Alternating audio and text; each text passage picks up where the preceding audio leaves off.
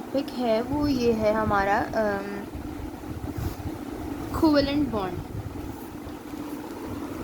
आज का हमारा sorry I am really sorry focus out होने के लिए आई एम सॉरी। आज का हमारा टॉपिक है कोवेलेंट बॉन्ड। कोवेलेंट बॉन्ड क्या होता है? The shared pair of electrons which link the atom together in a molecule is called as a covalent bond. अच्छा, सबसे बड़ी बात कि कोवेलेंट बॉन्ड और आयोनिक बॉन्ड में फ़र्क क्या होता है कि आयोनिक बॉन्ड में कंप्लीट ट्रांसफ़र होता है इलेक्ट्रॉन का, कोवेलेंट बॉन्ड में ट्रांसफ़र नहीं होता। वो एक ही इलेक्ट्रॉन या दो एटम्स या तीन एटम्स में शेयर हो रहे होते हैं। कंप्लीट ट्रांसफ़र किसी को नहीं होता। उसमें हमारे पास पूरा क्या कहते हैं चार्ज आ जाता है, एक के ऊपर पॉजिटिव एक के ऊपर नेगेटिव, लेकिन यहाँ पे कंप्लीट चार्ज नहीं आता। या पार्शियल चार्ज आता है। एक एटम होता है पार्शियल पॉजिटिव और एक एटम होता है हमारे पास पार्शियल नेगेटिव। सही।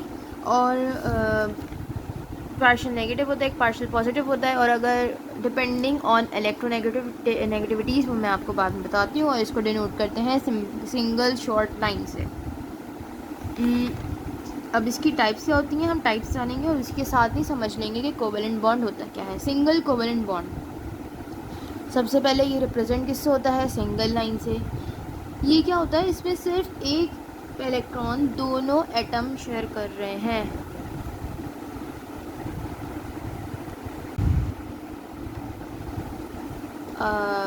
इसके तीन टाइप्स हैं, single covalent bond, double covalent bond और triple covalent bond. Single covalent bond में क्या होता है? इसमें एक सिंगल लाइन से डिनोट कर रहे होते हैं और इसमें दोनों एटम्स एक एक इलेक्ट्रॉन शेयर कर रहे हैं।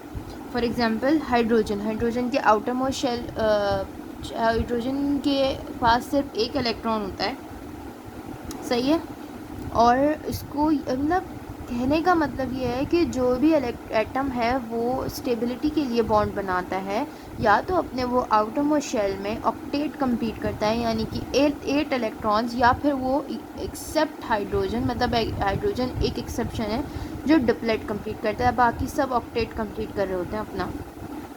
यहाँ पे ये इसने यहाँ पे हाइड्रोजन ने अपना एक इलेक्ट्रॉन दिया, यहाँ पे दूसरे हाइड्रोजन ने अपना एक इलेक्ट्रॉन दिया। इन दोनों ने शेयरिंग करी। ये ऐसे रोटेट होगा, ऐसे जाएगा, ऐसे दोनों के पास यही इलेक्ट्रॉन शेयर हो रहा होगा और दोनों के इलेक्ट्रॉन्स आउटर मोस्ट शेल में डिप्लेट कंप्लीट हो गया, स्टेबिलिटी अचीव कर ली। इसीलिए आपने देखा होगा कि हाइड्रोजन हमेशा H2 फॉर्म में एग्जिस्ट करता है, अकेला हाइड्रोजन कभी नहीं होता।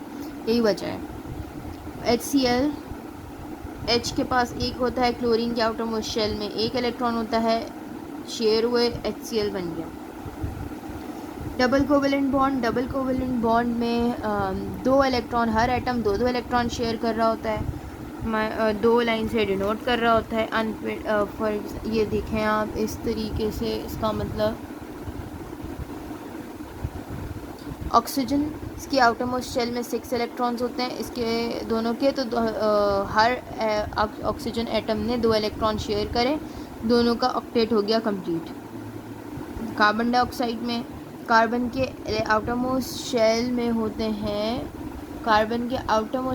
होते हैं 4 इलेक्ट्रॉन्स, ऑक्सीजन के आउटर मोस्ट शेल में होते हैं 6 इलेक्ट्रॉन्स। तो यहाँ से 2 इलेक्ट्रॉन शेयर हुए, यहाँ से कार्बन यहाँ पर 2 इलेक्ट्रॉन शेयर हुए, यहाँ बाकी के 2 कार्बन ने यहाँ इलेक्ट्रॉन शेयर करे ऑक्सीजन के साथ, यहाँ करे, तो ये ऐसे भी घूम रहे होंगे, ऐसे भी घूम रहे होंगे। तो कार्बन के आउटर मोस्ट शेल में कितने हो गए? 1 2 3 4 5 6 7 8, इसके हो गए, सबका ऑक्टेट हो गया कंप्लीट। ट्रिपल कोवेलेंट बॉन्ड में हर एटम 3 इलेक्ट्रॉन, अनपेयर्ड इलेक्ट्रॉन इसलिए बोलने की कोई पेयर नहीं है, अलग अलग शेयर कर रहा होगा।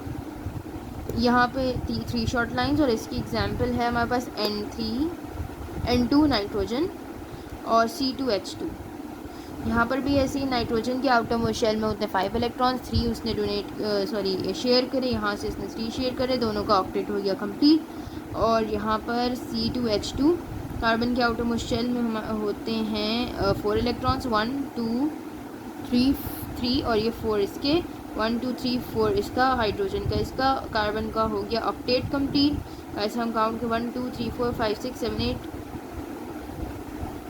7 8 और इसका ऑक्टेट भी कंप्लीट हो गया दोनों का, और ये हाइड्रोजन के भी डिप्लेट कंप्लीट हो गया। अब इसकी कैरेक्टरिस्टिक्स क्या हैं? दे आर जो कोवेलेंट बॉन्ड्स होते हैं वो वीक होते हैं as compare to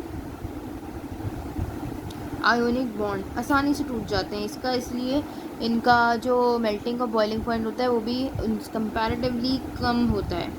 accept diamond और silica, they are exception having high melting points. Insulators they do not conduct electricity, वो तो फिर भी जो थे हमारे पास इलेक्ट्रोवैलेंट बॉन्ड और आयनिक बॉन्ड वो फिर भी कर लेते थे कंडक्ट एंड मॉल्टन फॉर्म और दूसरी फॉर्म्स में मॉल्टन फॉर्म और एक्वस फॉर्म में, लेकिन दीज आर कंप्लीट इंसुलेटर्स, ये नहीं करते इलेक्ट्रिसिटी कंडक्ट। दे आर क्योंकि पोलैरिटी नहीं है इसलिए ये पोलर सॉल्वेंट में इनसॉल्युबल होंगे और non polar solvent like organic solvents में ये होंगे सॉल्युबल।